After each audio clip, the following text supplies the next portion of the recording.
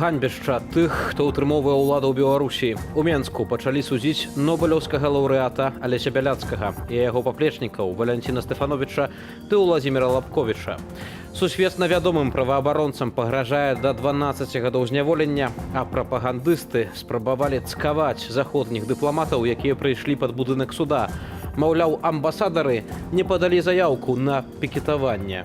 Вітаю, шановне гаспадарства, з вами Вітаўт Сіўчык. Запрашаю на аб'ектыў.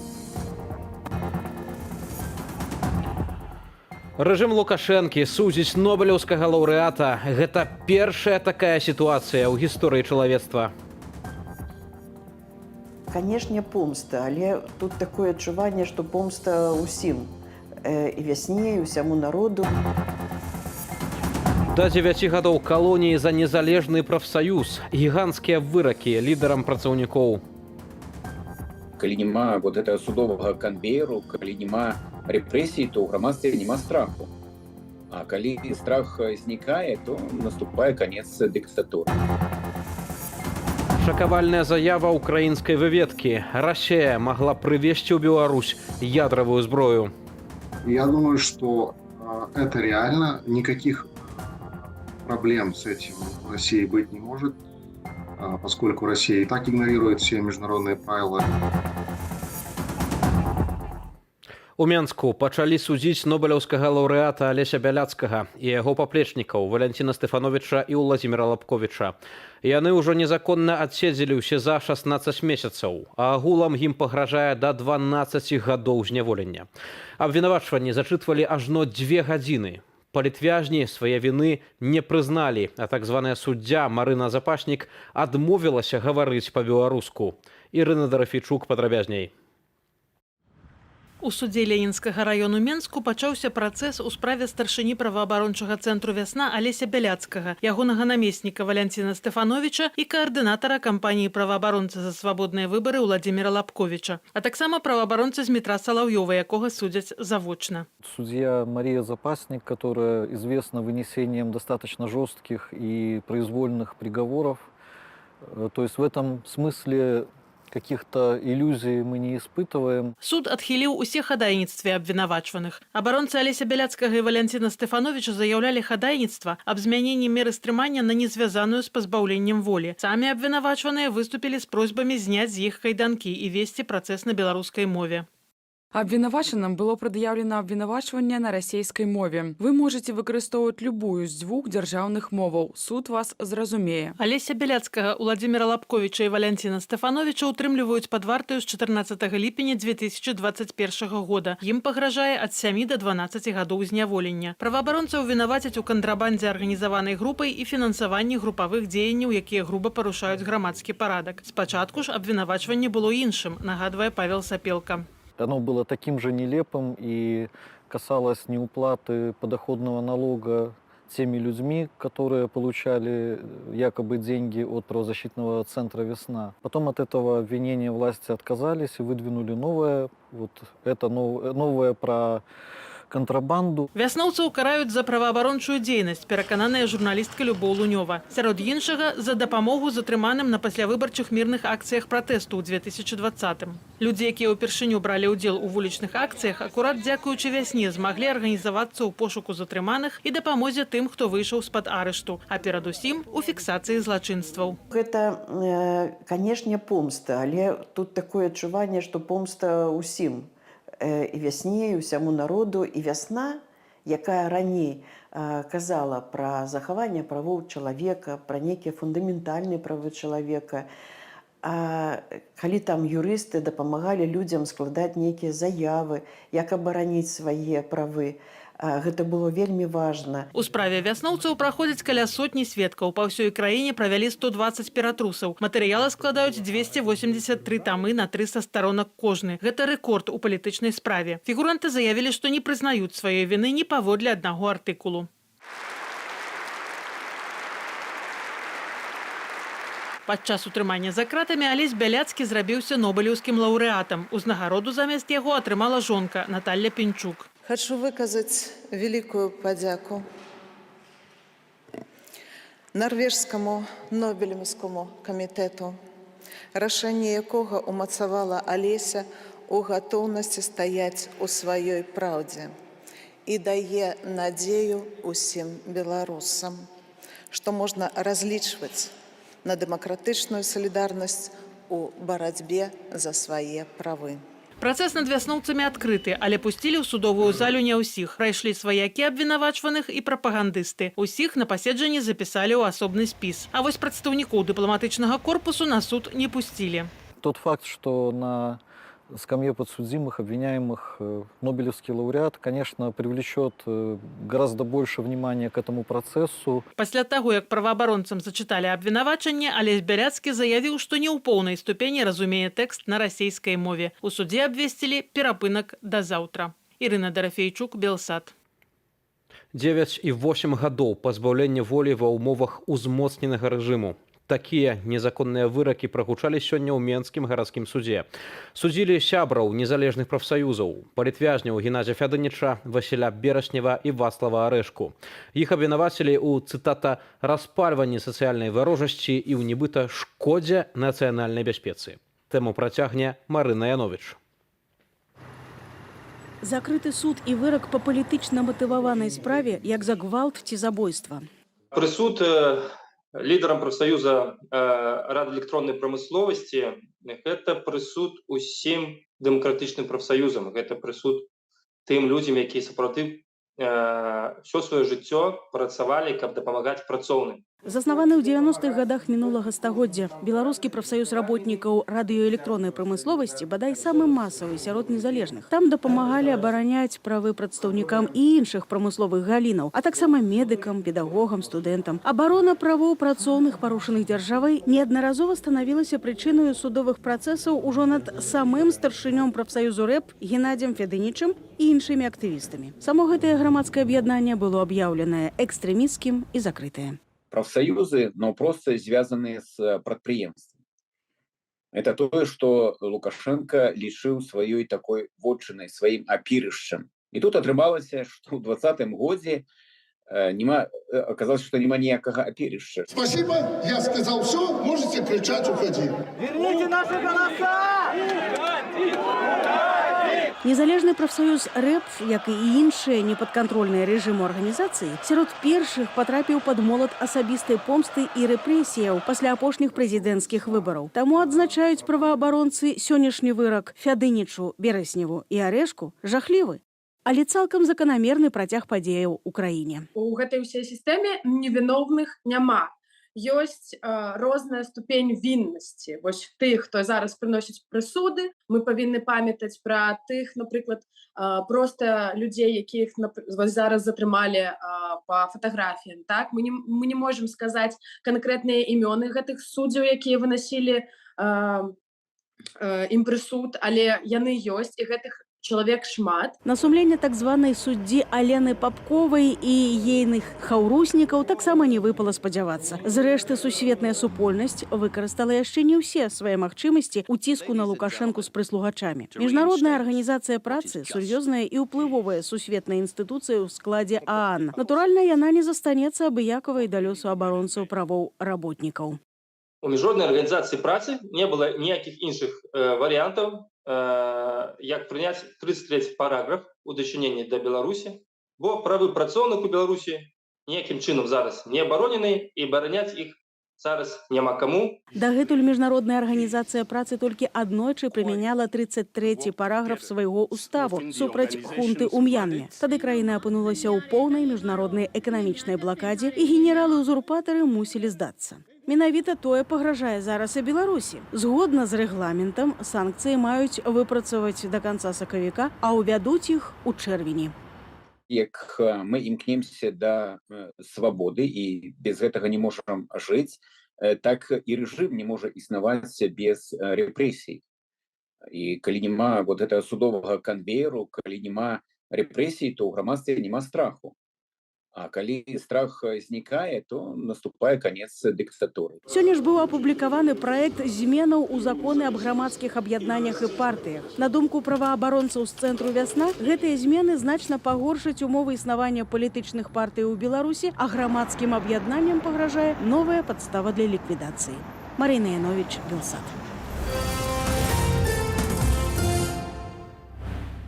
Дзяржаўны памежны камітэт Беларусі традыцыйна ў чарговы раз заявіў, што беларускіх вайскоўцаў правакуюць збройныя сілы ўкраіны.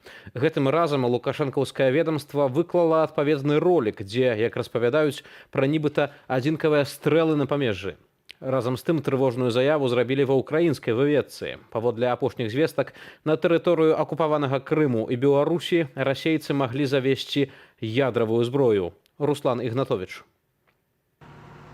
Ядровая зброя ў Беларусі. У галоўным управленні выведкі Украіны заявілі, што Расія магла размясціць ядравую зброю ў акупаваным Крыме і на тэрыторыі Беларусі. Паводле прадстаўніка прэс-службы вайсковага ведомства Андрэя Юсова, расейцы могуць разглядаць і Крым, і нашу Украіну як плацдарм для ядравых правакацыяў супраць Украіны. Я думаю, что это реально, никаких проблем с этим у России быть не может, поскольку Россия и так игнорирует все международные правила и режимы, поэтому с точки зрения как раз психологического давления на Украину и Запад, такие заявления и такое размещение вполне возможно.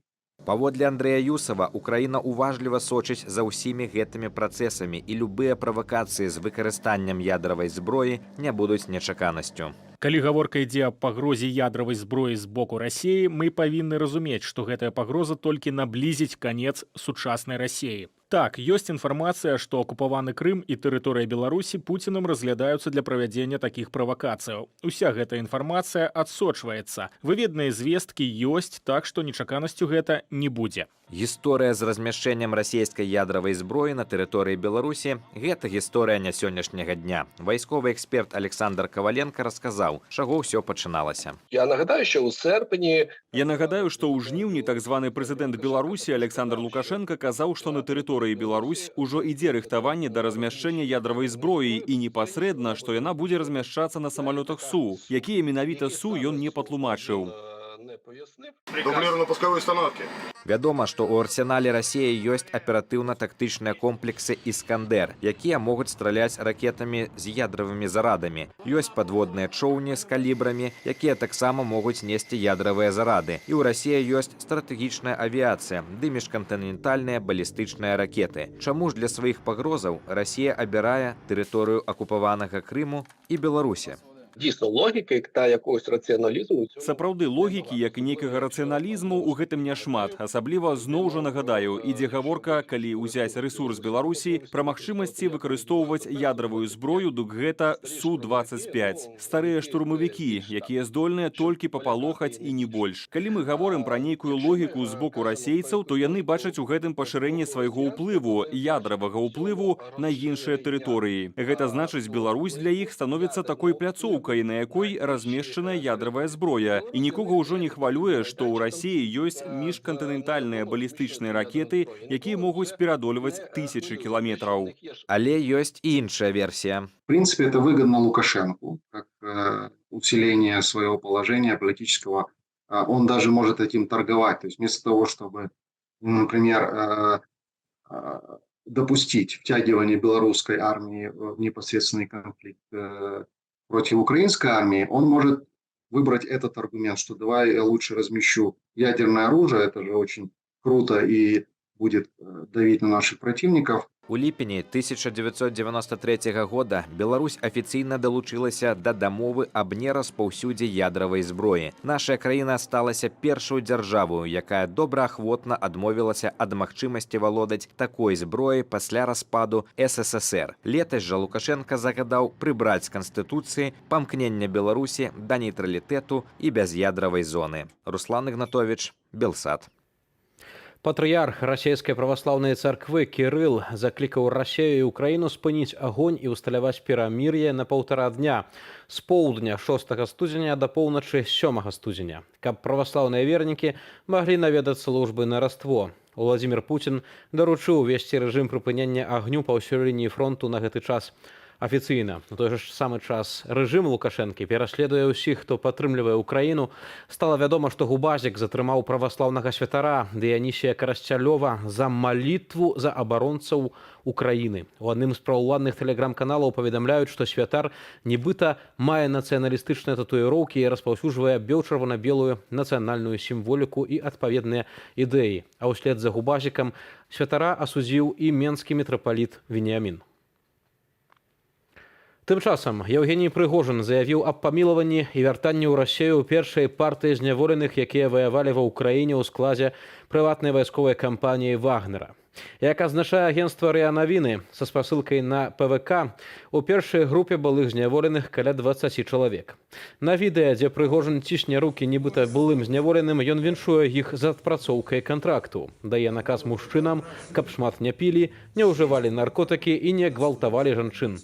Вынятка – усе яны паўнапраўныя чальцы грамадства. Грамадства павінна ставіцца да іх з найглыбокай павагай, а законы яны парушаць не павінны.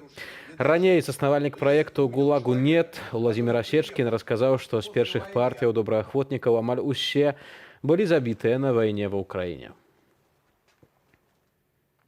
Школьнікі з часова акупаванай Расіяй Горлаўкі прыехалі ў Беларусь на адпачынак. Дзеці падарылі гадзіннік узурпатару Лукашэнку, а таксама пракрычалі слоган пра святую Русь, Горлаўку і Беларусь. Мы вручаем Александру Лукашенко. Ирочка, молодая дальше. Часы с фотографией нашего города, нашей любимой Горловки. Пусть часы Нового года ожидают самое мирное время. Спасибо большое. С Новым годом! И кричалку.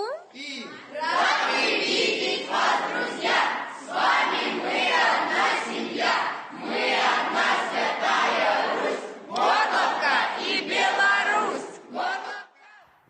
Узурпатар падпісаў закон аб пазбаўленні грамадзянства. Страціць яго можа асоба, якая жыве за межамі Беларусі, калі набудзе моц судовы прысуд за яе ўдзел у так званай экстрэмісцкай дзейнасці ці прычынення цяжкой шкоды інтарэсам дзяржавы. А вось міністраў, чыноўнікаў і дзяржаўных службоўцаў падзялілі на рангі. Першы, другі ды трэці, як на спартовым п'едэстале. Рэшта прыслужнікаў Лукашэнкі не маюць рангаў, але маюць права ўдзельнічаць у спаборніцтве за кадравы рост.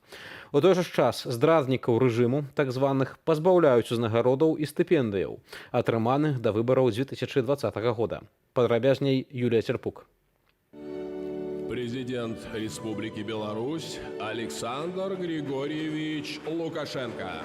Клас ва ўсіх вышэйшы, каб нікога не пакрыўдзіць, але вось рангі хто які заслужыў. Да прыкладу, на гэтай нарадзе сярод занесеных у спіс першакласных старшыня камітэту дзяржкантролю Васіль Герасімаў і Наталья Качанова, якая ачольвае Савет Рэспублікі, а побач з ёй Мікалай Снапкоў, які ў другім рангу, як і іншыя намеснікі першакласных чыноўнікаў. Згодна з указам 445 аб наданні класаў і пастановаю 960 усталявалі парадак класіфікацыі ўсіх дзяржслужбоўцаў.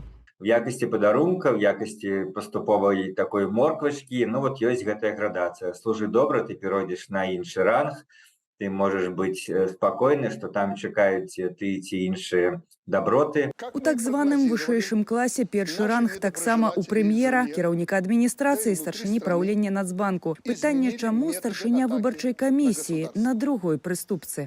Выборчыя камісіі, яны з'яўляюцца важнымі толькі ў момант таго, што называецца выбары. В астатні час гэта выбарчая камісія нічым не займаецца і, адпаведна, яна не можа прэтэндаваць на тое, што быць па ўзроўню настолькі ж важна, як там кабінет міністраў. Віталь Цыганкоў падкрэсліў, што галоўны кадравы і рангавы крытэр у лукашэнкаўскай Беларусі лаяльнасць да кіраўніка вертыкалі. Кіруецца ім для прасоўвання па кар'ернай лесвіцы таксама вайскоўцы, сілавікі і нават спартоўцы. Апублікаваны ўказ нумар 455 аб стымуляванні высокіх спартовых дасягненняў, у якім, між іншага папярэджання, у якім выпадку спартоўцы, трэнеры і іншыя спецыялісты галіны могуць быць пазбаўленыя прызоў, узнагародаў і стыпендыяў. Непаважлівага стаўлення спартоўцаў, трэнераў або іншых спецыялістаў да дзяржаўных і грамадскіх інстытутаў, канстытуцыйнага ладу або здзяйснення імі супрацьпраўных дзеянняў супраць парадку кіравання, грамадскага парадку і грамадскай маральнасці. Гэта, канешне, дадатковы інструмент ціску на тых, хто, па-першае, сапраўды падтрымаў неабходнасць зменаў у Беларусі тых, хто зараз асуджае вайну супраць Украіны. Нават калі ты нічога не падпісваў, сядзеў моўчкі, гэта не значыцца, што супраць цябе гэты інструмент не выкарыстаецца, тому што ён вельмі шырокі. Павінен увогуле на ўсю там на ўвесь час, які застаўся беларускаму рэжыму, перадухіліць магчымыя выступленні іншых. А лаяльным указ дазваляе атрымліваць медалі за уяўныя перамогі ў спаборніцтвах, на якія яны не трапілі праз санкцыі. То бок маеш такі самы паказнік, як у прызёра чэмпіянату Еўропы, трымай медаль. Каб змагацца за ўдзел у алімпіядзе і іншых турнірах, трэба зразумець. У 20-м дзяржаўны лад абазначаў быць прыхільнікам фальсіфікацыі, гвалту, рэпрэсій і іншых наступстваў дыктатуры, але ўжо ў 22-м годзе падтрымка дзяржаўных інстытутаў – гэта падтрымка расійскай агрэсіі і акупацыі.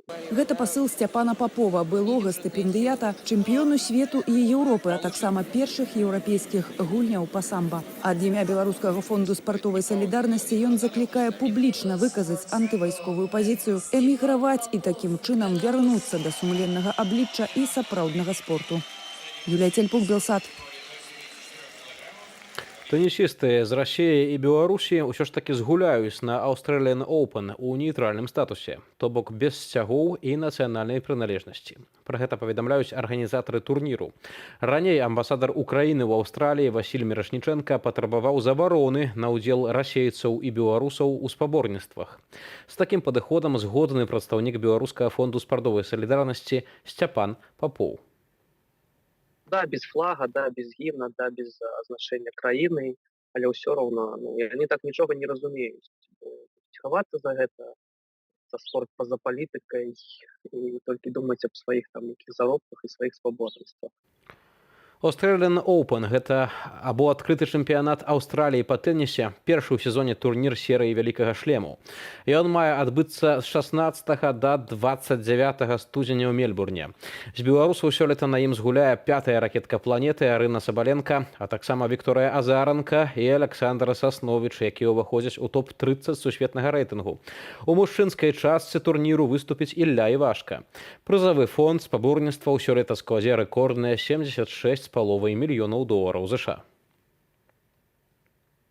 А ў расійскім Санкт-Петербурзе сёння раніцай гарэў завод «Беларусь МТЗ». Гэта дылер беларускай тэхнікі. Плошча ўзгарання склала блізу 400 квадратных метраў. Загінулі 2 асобы. Прычыны здарэння высвятляюцца. Прадпрыемства было заснаванае ў Санкт-Петербурзе ў 1997 годзе. Яно пастаўляе трактары з Беларусі, а таксама вырабляе камунальную і спецыяльную тэхніку. З вуліцаў беларускіх гарадоў амаль зніклі твары на рэкламных білбордах. Усё часцей у рэкламе не людзі, як было раней, а жывёліны або героі мультфільмаў. Чаму беларуская рэклама губляе свой твар, разбіраўся Ян Федарович. Тавары і паслугі, якія раней беларусам рэкламавалі вядомыя артысты, шоумены або спартоўцы, цяпер усё часцей рэкламуюць маляваныя яноты ды коцікі. Такая практыка пачала шырыцца летась на пачатку года. Магчыма, рэч у тым, што на пачатку года ўлады завялі рэестр асобаў, якіх можна размяшчаць у рэкламе, і тых, якіх нельга. Пра гэта на умовах ананімнасці нам расказаў адзін з работнікаў сталічнага рэкламнага агенцтва.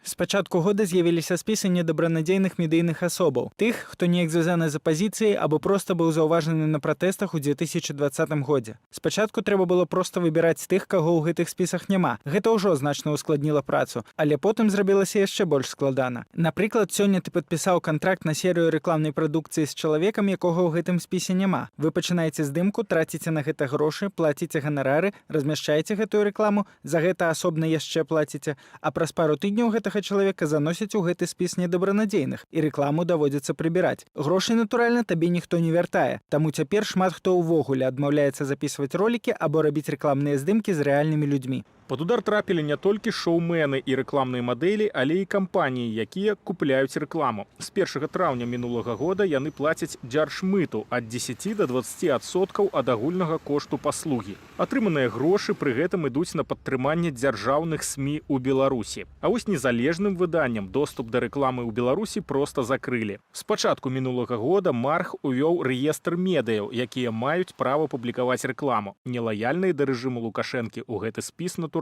не ўваходзяць. Тое, што дзяржава хоча вельмі так рэгуляваць шчыльны рэкламны рынок, гэта так, я гэта чула, я гэта разумею. Ну, гэта, безумоўна, не вельмі добра для рынку, але вось такія правілы гульні зараз дзейнічаюць. Зрэшты, правілы гэтыя аднолькавыя не для ўсіх. Для сацыяльнай рэкламы і рэкламы падзеяў, арганізаваных дзяржаўнымі органамі, ёсць мноства паслабленняў. Напрыклад, у грамадскім транспарце аўдыёвізуальную рэкламу ўвогуле забаранілі. Выключэнне для так званай сацыяльнай рэкламы. Гэтак цяпер у транспарце, дзе ўсталявалі маніторы, беларусам транслююць ролики праекту «Беларусь. Гісторыя». Ее отец погиб на советско-финской войне, и матери пришлось воспитывать дочь в одиночестве. Больш за траціну з іх прысвечаныя савецкаму перыяду. Некаторых, напрыклад, абурыла. Якое дачыненне да гісторыі Беларусі мае Валентина Церашкова? У Менгарвыканкаме неабыякавым адказалі. Вашае меркаванне пра змест сацыяльнай рэкламы прынятае да ўвагі. І з улікам беларускай спецыфікі было б дзіўна, калі б бенефіцыярамі ўсіх пералічаных рэкламных абмежаванняў не зрабіліся сілавікі. Іхная рэклама таксама ўвесь час мільгае, як на билбордах, так і на гарадскіх экранах. Вдали нам светит яркой вспышкой солнце, рассвет могучей, независимой страны. Наш милицейский стан больших побед добьется. Отечеству, народу и закону мы верны. Ян Федарович, Белсад. Моцнае пахаладанне пасля нечуванага пацяплення. Ужо сёння на тэрыторыі Беларусі абвясцілі памаранчавы ўзровень небяспекі з нагоды моцнага і мокрага снегу, а таксама галалёду. Услед за цыклонам, які валадарыў у першыя дні года, Беларусь накрывае антыцыклон. Ён нясе халоднае паветра з Арктыкі. Як вынік, ужо ў пятніцу, 6 студзеня, слупок тэрмометра месцамі ў Віцебскай вобласці апусціцца да мінус 19 градусаў. У Менску заўтра таксама чакаецца рэзкая перамена надвор'я і ад мінус 10 да мінус 12 градусаў марозу. Цяплей за ўсё будзе на паўднёвым захадзе краіны, усяго мінус 2. Рэжым вырашыў не тармазіць ні перад чым і ўсадзіў на лаву падсудных нобелеўскага лаўрэата Алеся Бяляцкага. Такіх прэцэдэнтаў не было нават пры пераследзе дысідэнтаў у Савецкім Саюзе. Што за судзілішча злазіла Марына Запашнік, якая адмовілася весці паседжанне па-беларуску, і якая перспектыва ўслуг рэжыму, абмяркуем з праваабаронцам у студыі Белсад. Не пераключайцеся.